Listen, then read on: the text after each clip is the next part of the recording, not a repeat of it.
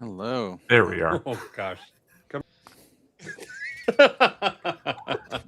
Restream, you're such a great eye streaming contact. service. There we go. Oh, It all hey worked to my everybody. advantage today. Yeah, Hey, how is hey. everybody doing today? Doing great now that we're here. Yeah. So nice to see everybody. Finally. Oh gosh. Finally. Yeah. Yeah. Hey, I knew it was coming. I took advantage because I forgot to get a thing of water this morning, so I had to Yeah, I should have got myself run a cup of over. coffee, but that's okay. Well, good well, happy morning, Friday. Eugene. How the heck are Hey. you doing today? I'm good. Taking it one step at a time. 2026 is a heck of a year to be alive, but I'm excited about a lot of stuff. I'm gonna Heck be yeah. I'm gonna be doing more travel than ever. Nice. I'm gonna be in Copenhagen 3 times this year, so 2 for work because I'm now part-time. I think my job title is gonna change every 6 months. But right now on my business cards for tabular editor, it says developer relations because that seemed to be the closest description. Yeah, But congrats on that. That's cool. yeah, Congratulations. That's so exciting. Whoa. oh no, Okay. I'm back. I'm real. These scene cuts have got to They- get better. They Yeah. cut me off. Someone was like, Eugene can't talk about this. No, I'm really excited because for like, I don't know how many of you have kept up with my like annual consulting blog post where I just mope a lot, Mhm. but I for like it. for a long time, like my career has felt very split brain because I've been doing the consulting stuff and then I've been doing content both for Pluralsight and then for myself, and it felt like two unrelated things, and it was always hard to manage. And now, like they've horseshoed together because a lot of what my job is going to be is to help people be successful with tabular editor by improving the docs, expanding our learn content. I'm going to be taking a look at like our certifications. We're hoping to have content coming out like on a regular basis, so a weekly cadence similar to what we're doing with the blog. And so it's really cool that like stuff that I've been learning about instructional design has suddenly become useful. Like the number of times I've had to mention the word Bloom's taxonomy, which to me is like basic 101 kind of stuff, and people are like, "What's that?" So it's I'm in the incredibly what's that exciting. category. Okay. so. What the heck is a Bloom's taxonomy? Okay. And is that something appropriate for us to talk about on Yeah, no. Nothing technology show? personally blooming. In case you're you concerned. need to change the rating on the live stream. Yeah. My live when stream it's is been- marked as safe for everyone. Let me go. Yeah, ahead and- fabric nights. You need to do like fabric dark mode, like after hours for the show. No, so Now that would be a stream. Bloom's taxonomy is a psychology and pedagogy, so teaching concept where it's basically, I think we've all been through. I'm not going to name names, but let's say practice exams for like the PL 300, for example, where at the lowest level you have stuff like what is the name of the pane where you modify formatting or something, or what's the name of the function where you can change the context filter. And that's at the base level of the taxonomy of learning. It's just remember, it's what we do in school as like little kids. The next level up is understand, where you can actually tell me what calculate is or what it does. Like you actually have learned something.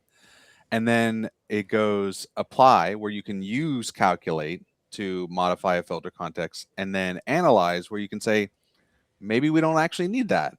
Maybe this should be, a measure somewhere else, or heaven forbid, a calculated column. But I won't get into that. And so You're on the wrong live stream for that. I one. know, right? I'm in enemy territory. No. I Dun, tease. dun, dun. Yeah. Just for everyone's knowledge, Tristan will be coming on the live stream on April 10th. Oh, nice. So not this month, You're after sparring with him FabCon. again? This is our first time going toe to toe in a live Okay. conversation. And we're specifically waiting until after FabCon so that all of the relevant announcements can be brought into play as part of the conversation. So I can't. Okay. I gotta mark this on Future. my calendar and get a referee shirt to wear that day. I'm bringing popcorn. Yeah. Amazing. Yeah, Amazing. it's going to be fantastic. So do tune in, because we're going toe to toe on why you should never use a DAX calculated column. That will be fun to watch. But yeah, so I'm starting the year off kind of excited about job stuff, excited about travel. I've been finding, as we'll talk about, I've been finding the joy in AI. And I think that's something you have to do intentionally, because there's a grieving process. Because I can tell you right now, I know every time one of the CEOs says that we're not going to be writing code in the future, and it sounds like complete and utter horse crap.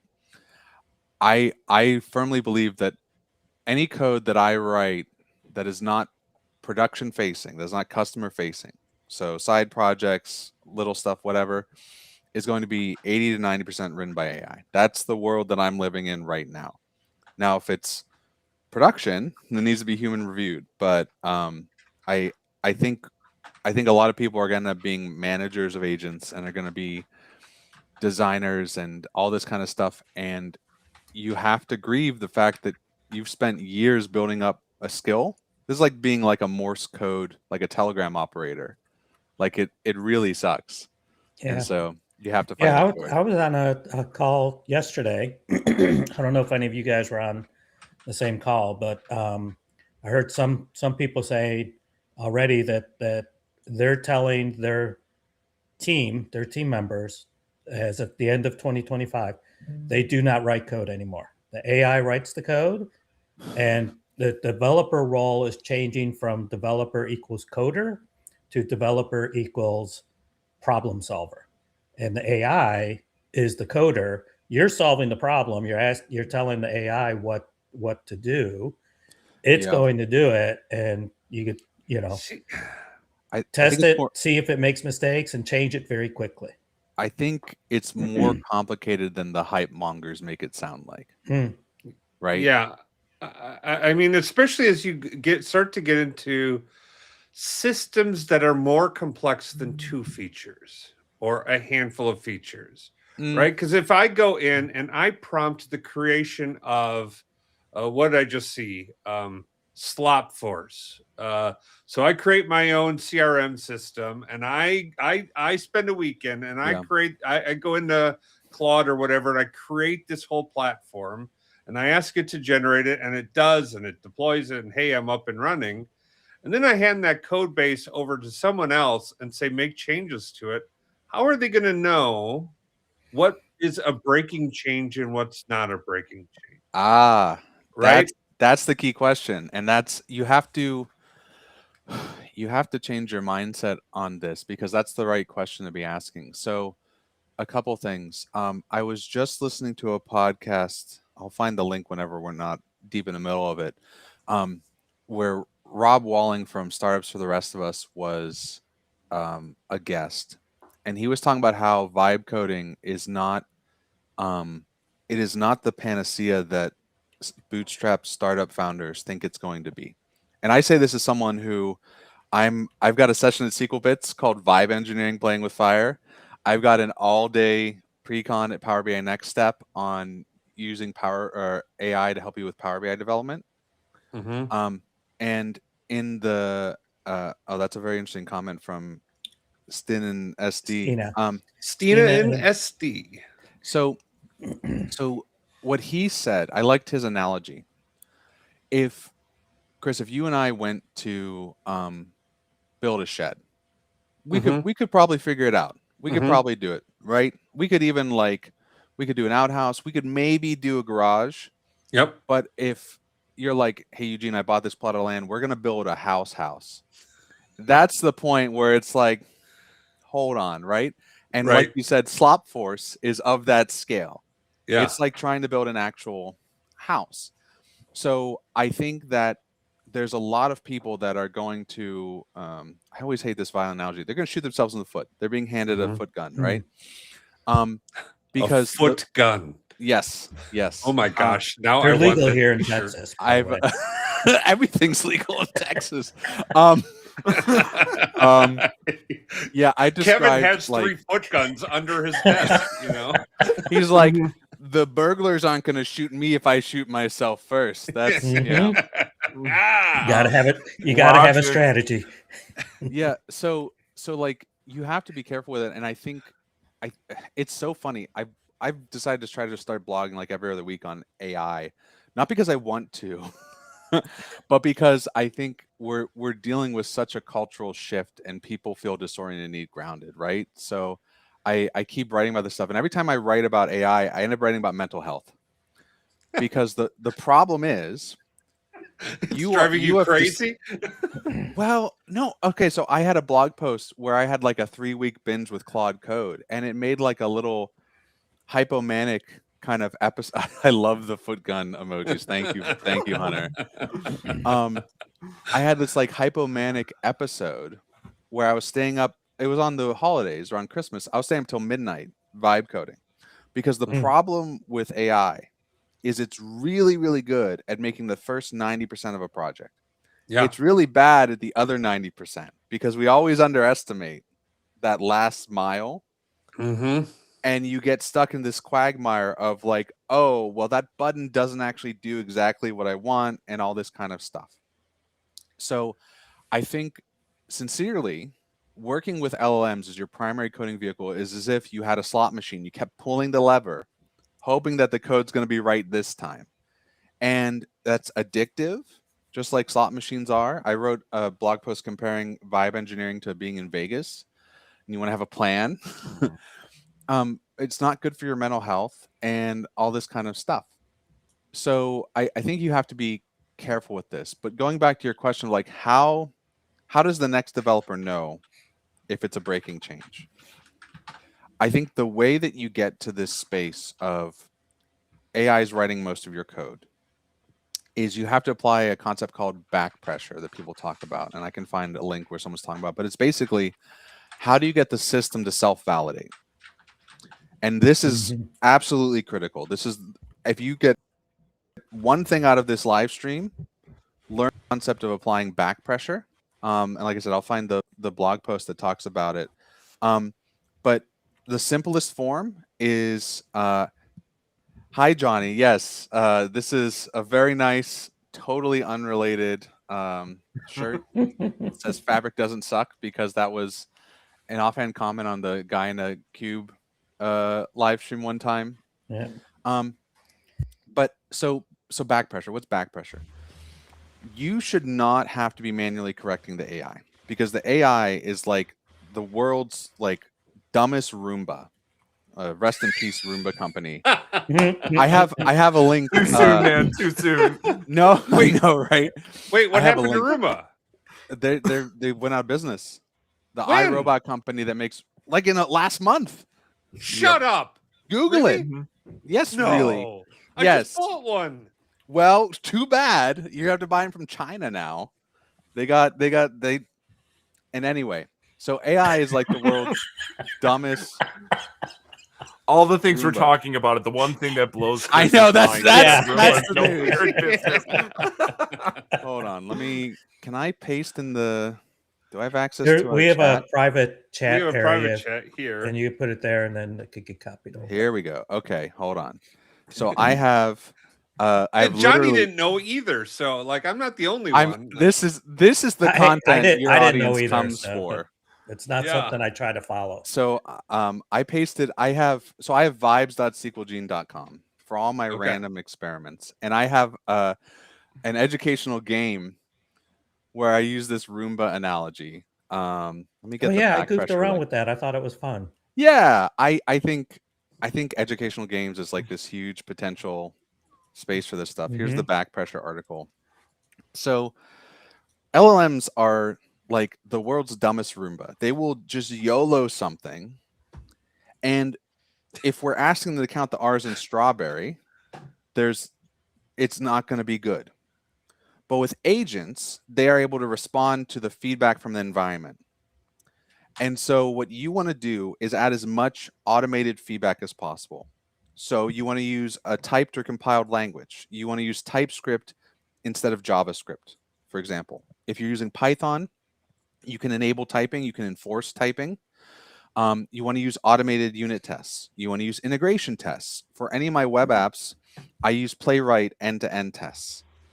You can use pre-commit and pre-push Git hooks that force it, whenever it's trying to make a commit, to run a certain set of tests. And so the answer to your question is, how do they know? How do we deal in this new world? The value comes in the automated testing. Everything we've learned about DevOps for the past decade, you all now need to become DevOps engineers, and it sucks. And nobody's happy about it. I get it. But the two people that are best, I truly believe this, the two people that are best situated to deal with the AI wave, first is DevOps engineers, second is BI professionals. And the reason Tell me why. Yeah, I will. The reason is I compared us, I forget where I wrote it somewhere. I compare us to biathletes. So we're BI athletes. So have you heard of biathlon, like in sports? No, tell me more. Seriously? Okay. You're just a stooge. You're a Confederate in the audience. I know how this goes. Chris is waving hands like he just learned about it in the last Olympics. Yeah. Well, yeah. So like for some reason, all of our athlons are different sports, right? Like a biathlon and a pentathlon and a quadathlon, or whatever. It's all the different. So a biathlon, for whatever reason, is hi Andy. Yes, if you're a BI professional practice DevOps, you're set. You're solid. Which is why Johnny says Kev Chant is going to cash in. Oh yeah, no, he's going to make millions. So I don't think it works like that. Yeah, it might. We'll ask Kev. Multiplicative effect. You apparently have to ski down and then shoot stuff. These are two unrelated skills, right? You know, They mix shooting and skiing. Tell them I'm not crazy. Yeah. I mean, I don't think it's downhill skiing. It's more cross country skiing. It's cross thank country. you. Okay. Right? And so you're going cross country. Oh, well, then and that you makes stop, perfect sense. And you stop at a target, get lined whenever up. I do rifle practice, I like to get a little cross country and to warm up, do some calisthenics. Oh man! First, get the skis. Now, downhill skiing and shooting sounds like such a horrible idea. We could get into how that probably got around in World War I, but how it became. Olympics, yes, I remember the troops that would downhill ski and then shoot the Germans. I recall learning about that in history books. They had, maybe it was one or two, but they had some segments during the Olympics about how a lot of the different things came about for the sports and how it did. That is apply. so funny. I promise I'm getting somewhere with this. So the other example that's even funnier, and I put the wiki page in the private chat, is chess boxing. This is a real thing that real people do, where they will box for about 2 or 3 minutes and then play a round of chess, and then they'll box again. And I can only assume that the intention is to cause enough brain damage to your opponent that they can't win at chess. That's what I was thinking, is a lot of headshots rather than body shots, right? Is that the strategy? Yeah, exactly. So here's why I'm making these weird analogies. Business intelligence professionals, in my opinion, are at the midpoint between design and IT. Because how many times have you gone to a customer and say, "What do you want me to build?" They told you what they want you to build. You build it, and they said, "Oh, I don't want that. Now that I see what the pie chart looks like, I actually would like a bar chart." Or now that I see the colors, I want this. We are designers. Oh, why did my screens are acting up? All right, I'm back. Am I real? We hear you, but we hear you, but you're frozen in a very expressive gesture right now. That's fine. That's going to be me the entire time. That's fine. I can come back in if you want, but I'll finish the point. Yeah. Yeah, exactly. So, I often describe being a Power BI consultant as being a therapist for people's data, because you're really just helping them work through the business logic themselves, and they don't really need you. But all right, it's changing to the top cam, so I guess my laptop cam just died. So the point I'm trying to make is, in the world of AI, all of those what people call soft skills, those are going to be incredibly important, because the skills that are important is defining and specifying business requirements.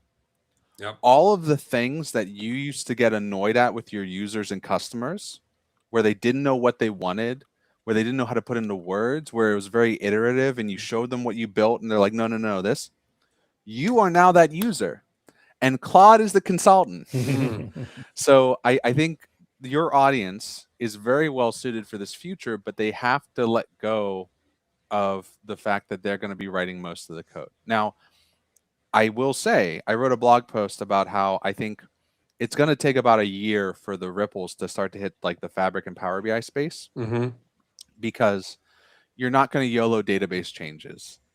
You're not, the PBI format is fairly new, or at least in the last few years. And so it's not nearly as well documented as the tabular object model like we have for the MCP server.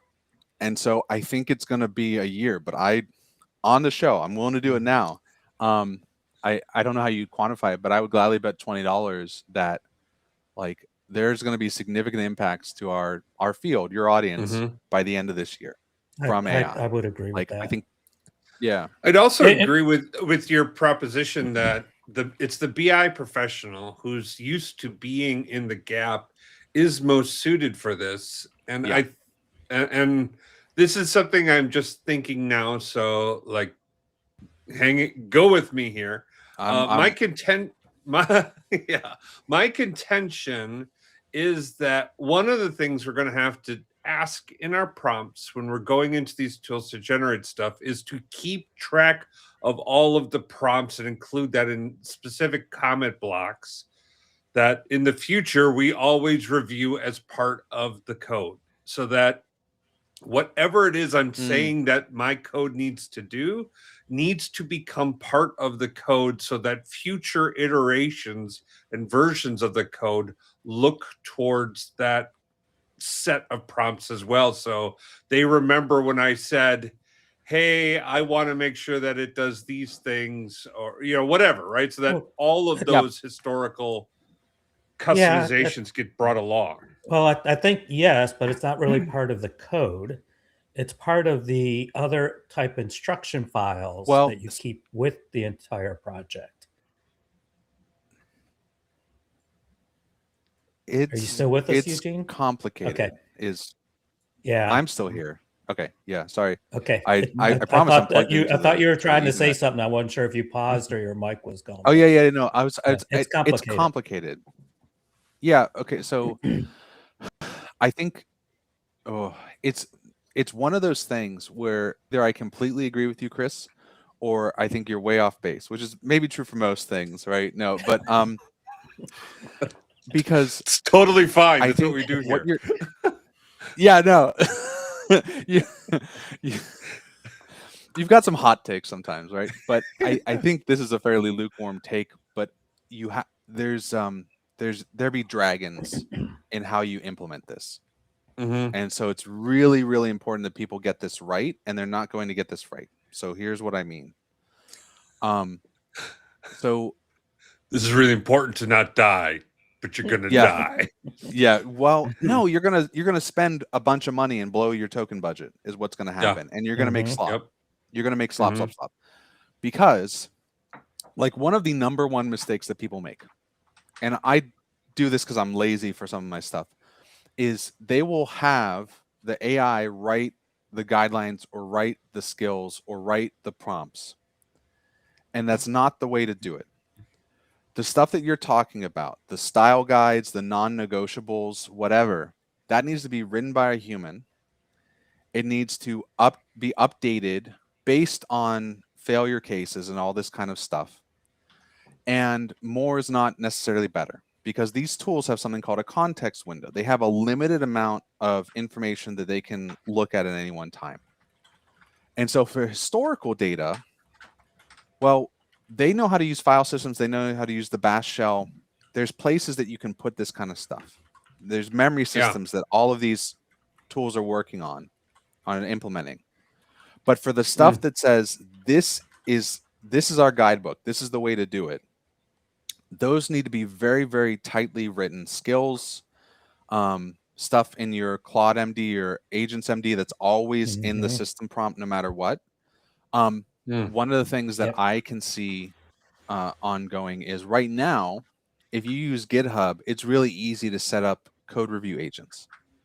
And so I can absolutely see a world where you have the same thing for your BI stuff. But one of the things that I plan on talking about whenever I give presentations or the workshop in September is we should be trying to squeeze out the randomness and non-determinism into stuff that's deterministic. Yes. These are weighted coins. And so when you're talking about, hey, we need to have certain non-negotiables, you should have the best practices analyzer as part of your CI/CD kind of workflow. Right. Right. And right. Like that needs to run every single time, and it should automatically kick it back to that developer if it fails. Right. Yeah. LLMs are good for ambiguity. And so the thing that's going to be important is what of these things that have to be there for our design, for our BI, can be deterministic, and what stuff can we well structure for the LMs. And the other thing is there's this whole field of evaluations, and all the cool kids shorten it to evals. I've done some work on this with how well can the LMs write DAX. Maxim, I'm forgetting his last name right now, has done some evals. Jeffrey Wang, internal to Microsoft, has. There are ways that you can run these tests, and it gets expensive, to see, okay, how well does the LM perform with the ambiguity? So to give you a simple example, one of the things that I've been wanting to do is to be able to measure how well can it rewrite M code without producing slop. Right? Because a lot of people are like, oh, let's just have the LM document all of our DAX, all of our M code. Well, I'll tell you what happens when you don't give it the proper guidance and you don't write a skill and test it. It will document every single line of the M code. And when you have a line of M code that's just a filter and it says filters this comment, no one is better off. So there are ways to be rigorous about this stuff, but we have to look more towards civil engineering than software engineering, because in civil engineering, like, bridges fall, materials break, like, stuff is within parameters, and LLMs are always going to be within certain parameters. They're not going to be 100% consistent ever. Well, that's at least where I was wondering. And from the list you had before of like roles that'll do well, like DevOps engineers and BI engineers, for me, that's why I'd add QA resources to that list, because that's the part that I think like DevOps innately has to deal with it to a point, but like some of the times I've spent in my career focused on it as a QA resource, like you really suddenly realize how many wrong ways there is to do a thing. It's amazing, because isn't of that, how many guardrails you need to put in as a result, that at this point is what AI needs to make sure that it doesn't make that slop. Or even, I mean, no, I think the demand for QA is going to be huge. But even then, like I've done a bunch of vibe coding kind of stuff. So like I mentioned, we've got vibes.sqlgene.com for all my like random experiments. And some are one-shot dumb stuff like make a Wordle clone. And some are, I spent 40 hours over the holidays on and off, like adding a query plan feature to DAX Studio, right? Is anyone ever going to use it? Who knows? But the thing is, though, one of the most important skills is going to be taste and discernment. So I'll give you an analogy. I have absolutely zero taste when it comes to beer. This is Gene, what you do have taste for I can Oh. tell you, Good. it's Well. Nero gum. It's the new cinnamon flavor of Nero gum. Brings you caffeine, B vitamins, L-theanine to bring you that natural clean boost. And with the new cinnamon flavor, it really gets you up and going to take on any of these challenges. Nero gum, not a sponsor of this show. Use Kratos BI checkout for 0% off. And whenever you're up till midnight because you're having a manic episode because you sign up for the $200 Cloud Code plan like I was, it'll give you that energy. Yes. So I have no taste when it comes to beer. Like literally, I don't know if I just never learned or it's just not how my brain works. I know what a Pilsner is because I drink like Miller Lite because I have diabetes. If you were to ask me the difference between an IPA and a lager, I could not tell you.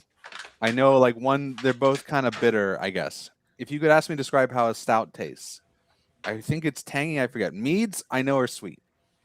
That is the level of my understanding of beer, right?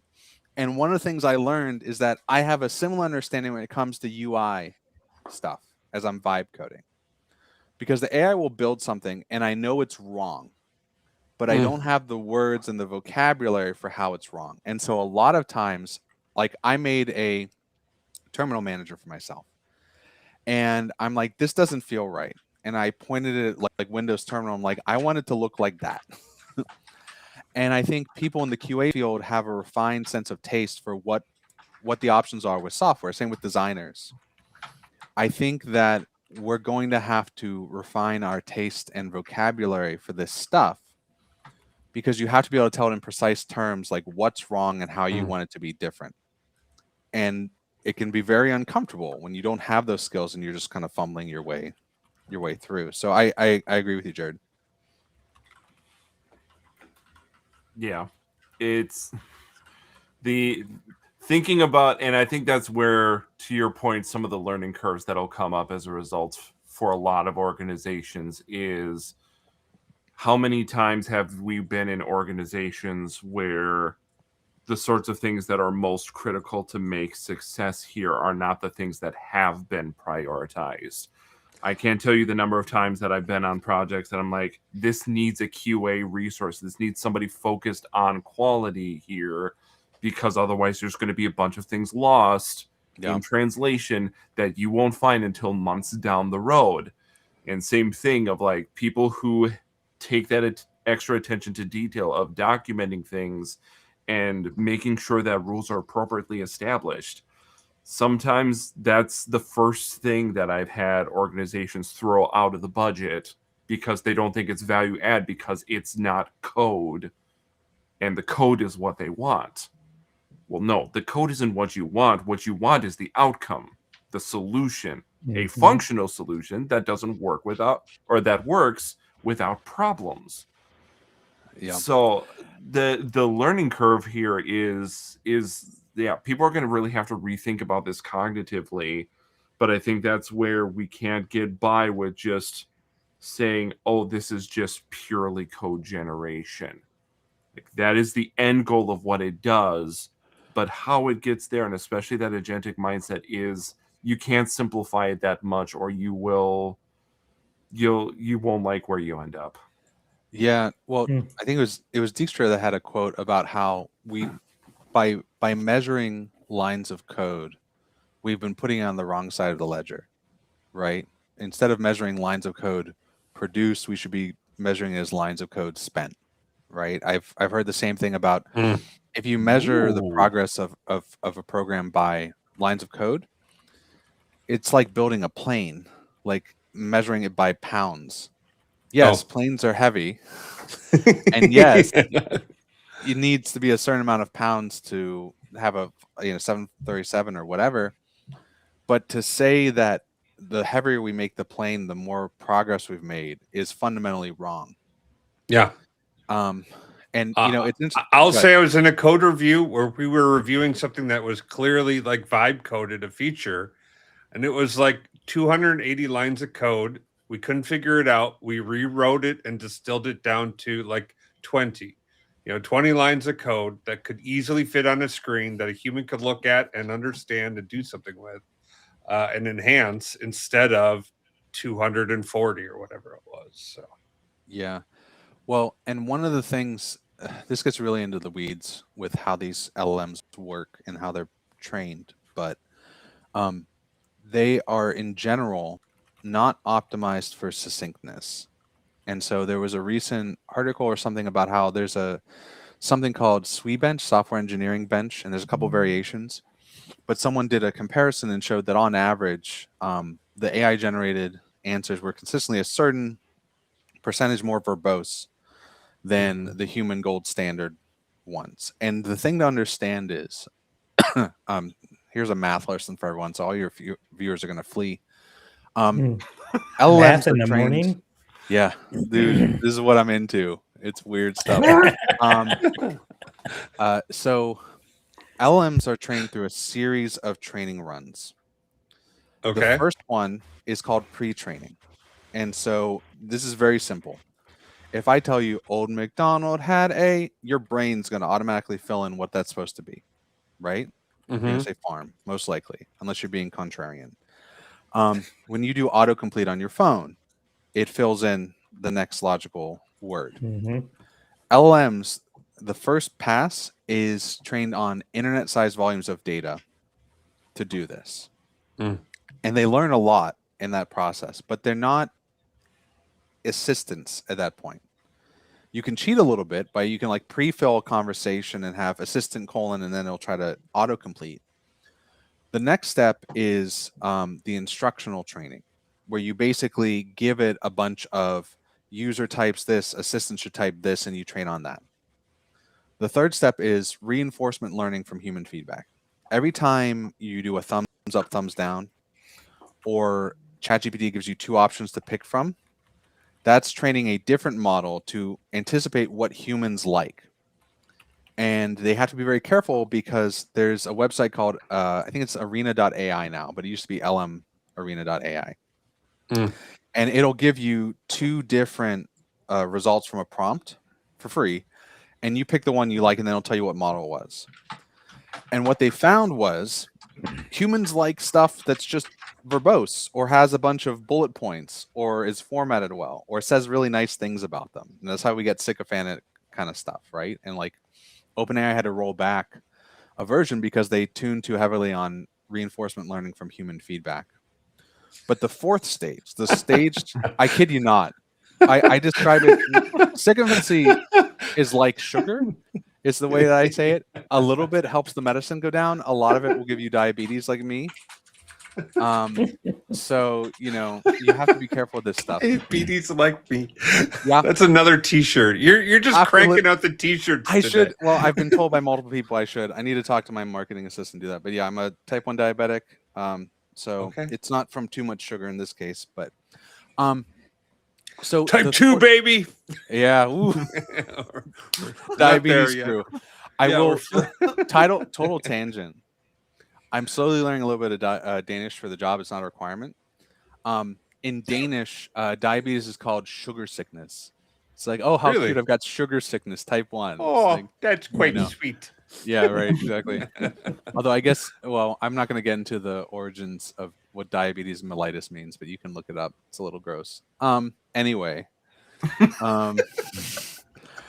Focus. Yeah, so the fourth stage of training is reinforcement learning with verified rewards. And so this is why I'm getting into why LMs make verbose code, messy code. You take something that has a known solution, whether that's a math problem, a coding problem, and you basically you train the model and give it partial credit as it gets closer to the solution. This started with ChatGPT 03 and then was really popularized with DeepSeek R1. This was like a year ago. And this is how we have reasoning models, and this is how we have agents today. Because it turns out that when you reward a model for solving coding problems and math problems and basically talking to itself in the reasoning trace, it learns problem solving more broadly. But that does not mean it's rewarded for succinctness or solving the problem well. And so you'll see this when you work with AIs. Certain models are terrified of edge cases. They will put fallback methods, edge case handling, all this stuff. And like this was a big problem with like Sonnet before 4.5, where you have to be like, buddy, this is a throwaway piece of code. We are not worried if the script fails. We're going to end. Buddy, calm down, you know? Right. Slow your roll. Yeah. And so, yeah, going back to your point, Jared, you're right. Like the LMs write very verbose kind of code, very complicated kind of code. And so it's going to be incredibly important to have Q&A and to have systems in place to be able to refine that and keep it under control. Yeah, I think finding the strategic places where humans stay in the equation, like I have the one talk that I do on working with SSMS's GitHub Copilot experience and working with databases. And at least the one thing that I've been encouraging there, just because at least my experiences, I feel like it's worked fairly well, is I don't ask the model to give me a design. I say, like, for me, I focus on a lot of situations like ETL designs and especially pattern replication. So I'm like, I'm not going to ask you to build a design. Instead, what I'm going to ask you to do is, here's a design that I have made and that follows standards that I strongly adhere to. Yeah. You need to accomplish this objective, but you also need to follow this pattern. Yeah. The one thing I worry about that gets lost is if you don't have that is, and I feel like we've talked about this on previous streams as well, is the accountability dilemma of if you have AI do too many things, at what point do people try and push it to the point where they go like fully agentic, it's truly doing anything, but to them that means nobody human is looking at it. And then if bad things happen, which they likely will, who's accountable for it? Yeah, there's a blogger called Simon Willison, and I think he talks about this because I think the key thing is like no matter what the AI produces, you're still responsible for what you commit. And a lot of your job, thank you. A lot of your job becomes proving that it works and it's valid. That said, like people still need to read the code. You know, like do even though they need to read the code, or do they need to do the test to see that it's working the way? Because this is kind of what I wonder about, right? Was, you know, as especially as I heard somebody say that, you know, developers are no longer coders, right? Which eventually means we'll get to 5-10 years from now that people that didn't start off as coders are using the AI to do it. But if you switch that they're doing the QA, that they're just testing that it works, do they need to read the code? Well, like, should Claude ask what your job is before it generates code for you? And if someone says, I'm the CMO, I'm in marketing, and Claude should just.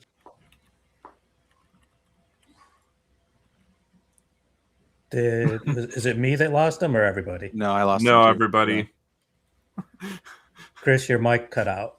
Your mic decided to censor. Didn't like what you had to say. We've been having all kinds of technology. He's not allowed to be a CMO. That's what. No, I was just saying, if it's the chief marketing officer, or I'm in sales and I want a new Slop Force, and Slop Force 1 is rolled out. I want Slop Force 2 because I don't like Slop Force 1.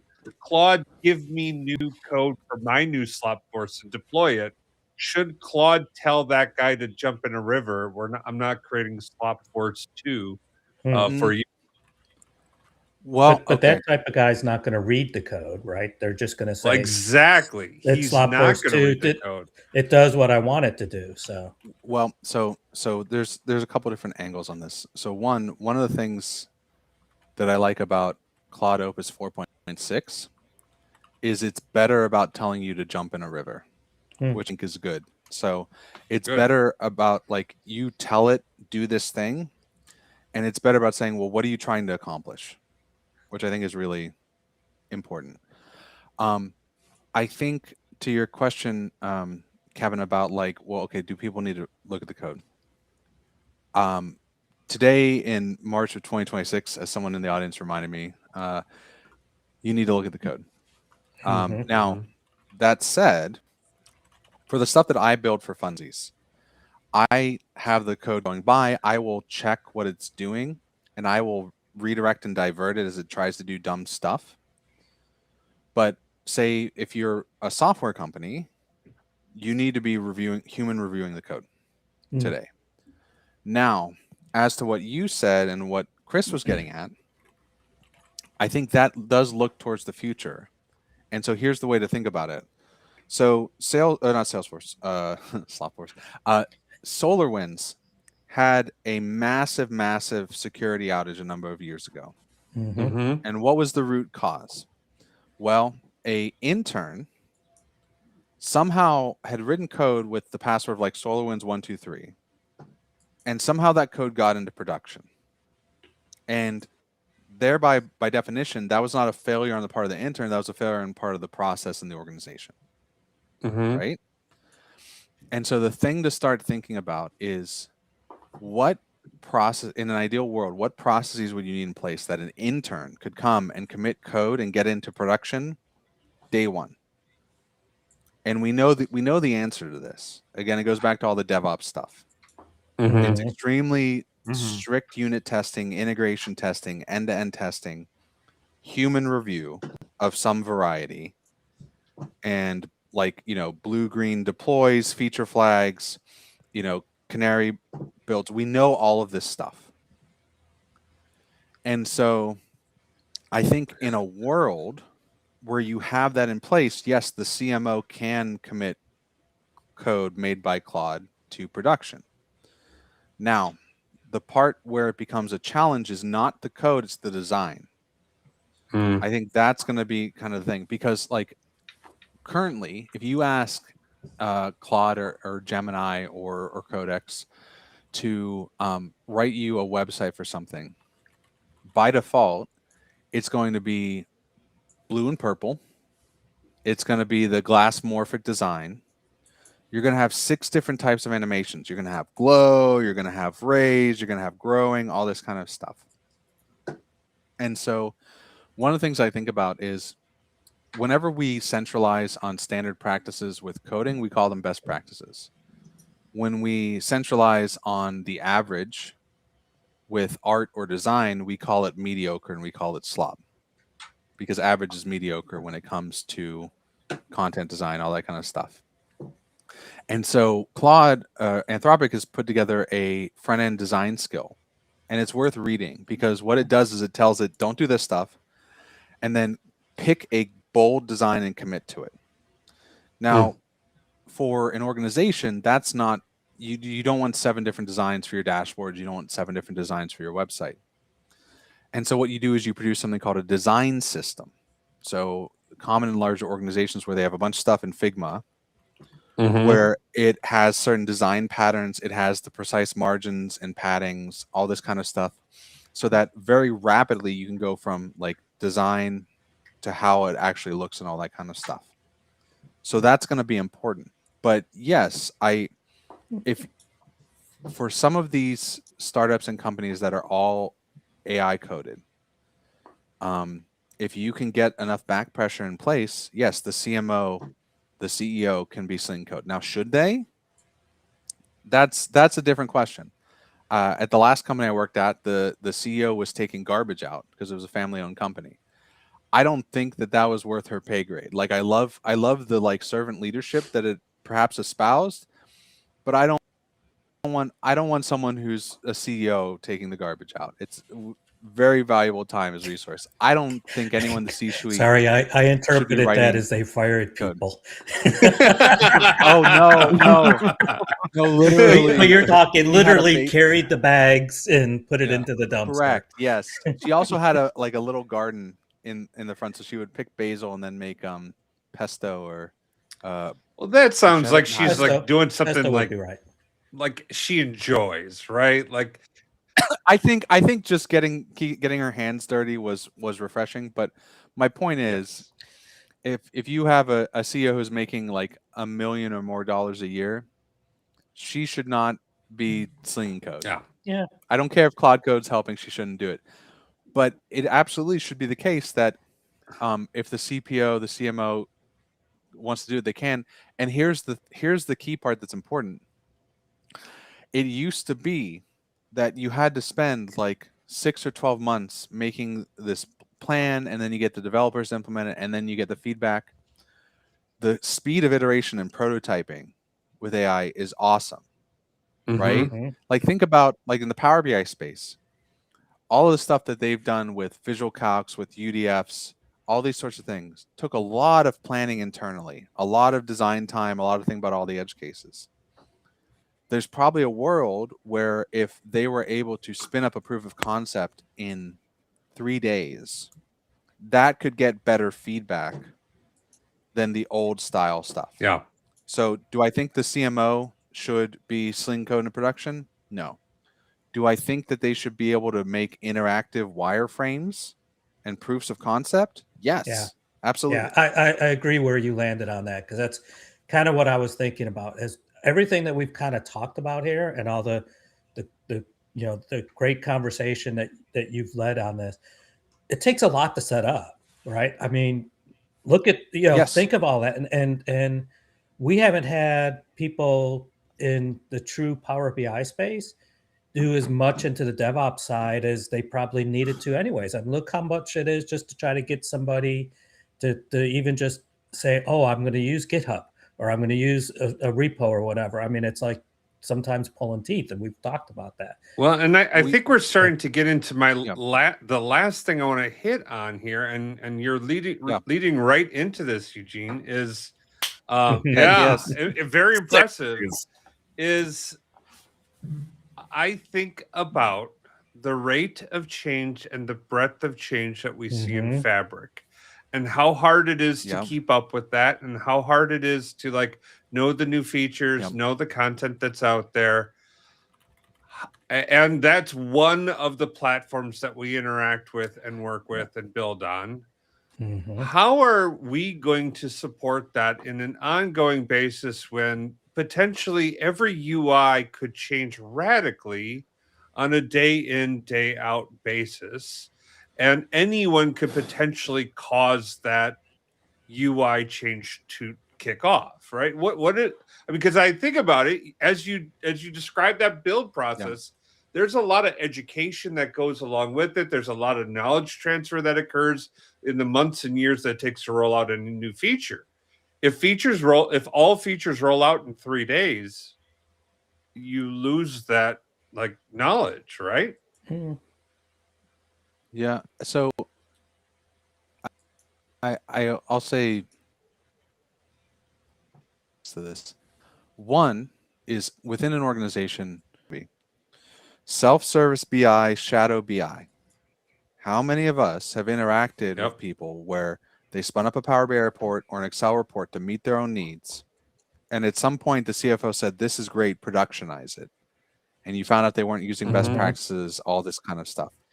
So we already have the skills, tool, and experience to deal with shadow BI, and I can guarantee you, shadow AI is going to be 10 times as big as anything you dealt with shadow Mhm. BI, shadow IT. So Mhm. it's going to be worse, but we know we've been through this movie. I think with your question about like keeping up and all that kind of stuff, and so like I said, part of my role is to help people keep up with Tabular Editor, and I can tell you, like, we've have me back on in a year because we got some exciting stuff coming down the road. That's all I can say. And I think there's a couple things. The thing that allows you to iterate at speed, in my belief, is high quality code and high quality tests. Because you can point the AI at an existing code base, and I've seen this with stuff where I like put it at DAX Studio, for example, and it can say, "Oh, here's how we're doing it, so I'm going to do similarly." And so that's really, really important. And Mhm. I think what's going to happen is a lot of companies are going to find out that speed is not the only value. and they're gonna put out slop. They're gonna do this stuff, and it's gonna backfire. So I think there's gonna be some growing pains. But I think part of it too is like I don't know. I think it's on the companies to realize that you're going to cause churn and problems when you're just putting stuff out constantly. And like we already complained about this with Fabric. You're right. So I don't think there's a solution because I think the solution is wisdom, and I don't know how you impart wisdom to people. But for wise companies, for wise organizations, the solution is you value quality and speed. Like that's a value that we have where like with the blog for Tabular Editor, we have a review process. So we make sure that the stuff we're putting out is very high quality. I know, right? Just YOLO it. Come on. Yeah, come on. I know. No, my blog, there's no review process. I read through it twice for typos, and I'm done. You've said YOLO a bunch of times today, and I just saw the other day that there's actually a command in some AI tools. Yes. Right. That just like you get it to come up with a plan, and then you just go, okay, just YOLO this. Yeah. So in Claude Code, Wait, what happens in YOLO when you YOLO? So YOLO stands for you live only once. Now there's an SNL skit where that means you should live in a bunker because you live only once. But in Claude Code, there's -- dangerously skip permissions. But in I think Codex, there's -- YOLO.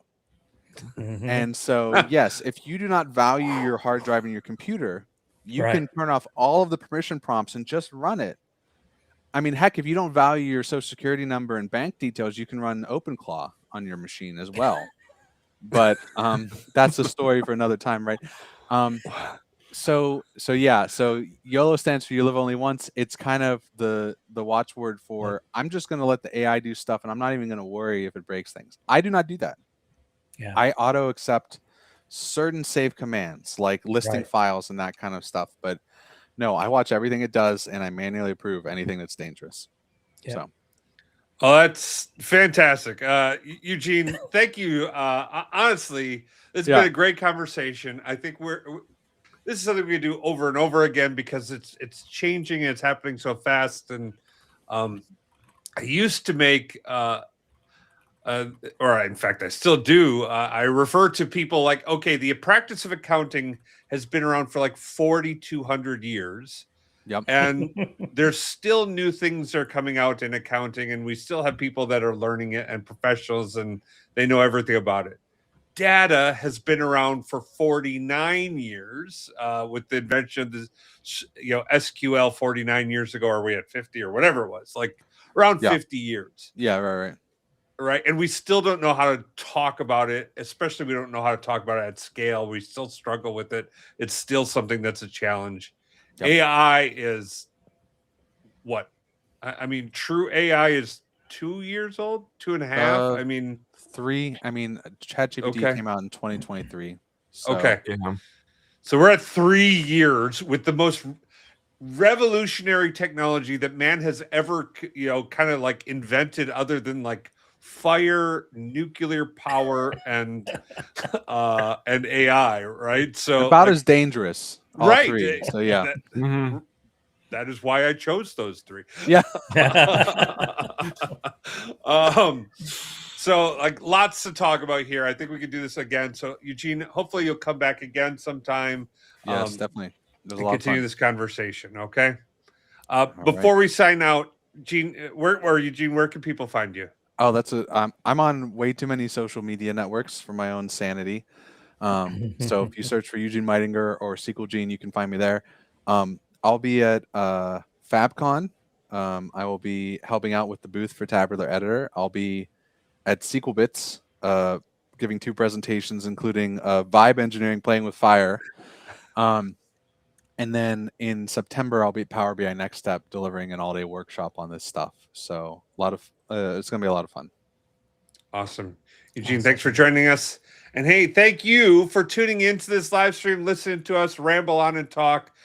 You're the reason why we do this. So, big shout out to you guys. And you know, because I'm a bad YouTuber, I forgot to say it.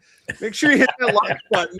For everybody that's still here. Yeah, if you're still here, hit that like button. Let people know how much we appreciate you, because that does help out. Otherwise, you guys have the best day ever. Peace. Peace.